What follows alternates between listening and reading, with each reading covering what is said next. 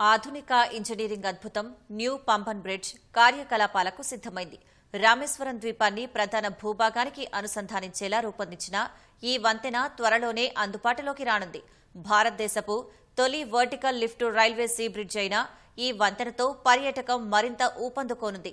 105 ఏళ్ల పాటు సేవలందించిన పాత పంబన్ వంతెన తుప్పుపట్టి పనిచేసే పరిస్థితి లేకపోవడంతో నూతన వారధిని నిర్మించారు.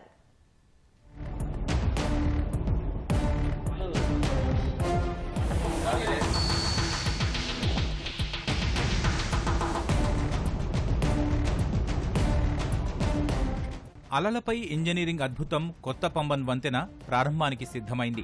రామేశ్వరం ద్వీపాన్ని ప్రధాన భూభాగానికి అనుసంధానించేలా 2.7 కిలోమీటర్ల మేర రూపొందించిన ఈ బ్రిడ్జ్ త్వరలోనే అందుబాటులోకి రానుంది. ఈ కొత్త పంబన్ వంతెన భారతదేశంలోనే తొలి vertical lift railway sea bridge అని అధికారులు తెలిపారు. పూర్తిగా ఆటోమేటెడ్ ఎలక్ట్రో మెకానికల్ సిస్టమ్ కలిగిన ఈ కొత్త వంతెనతో 17 మీటర్ల ఎత్తు వరకు నావిగేషన్ విభాగాన్ని నిలువునా ఎత్తే వీలుంటుంది. ఈ ప్రక్రియకు కేవలం 3.5 నిమిషాల సమయం పడుతుందని అధికారులు తెలిపారు. నావిగేషన్ విభాగాన్ని దించే ప్రక్రియకు మరో 3.5 నిమిషాలు పడుతుందని చెప్పారు. ఈ కారణంగా నౌకలు, పడవలకు సముద్ర రవాణా సాఫీగా, సమర్థవంతంగా జరుగుతుందని తెలిపారు.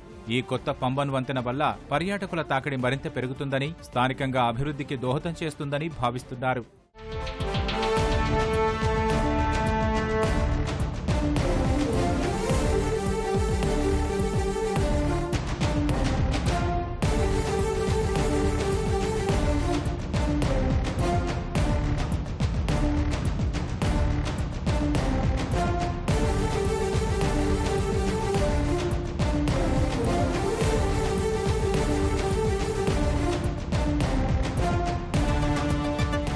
(1914లో నిర్మించిన పాత పంబన్ రైలు వంతెన 105 ఏళ్ల పాటు రామేశ్వరాన్ని ప్రధాన భూభాగంతో అనుసంధానించింది.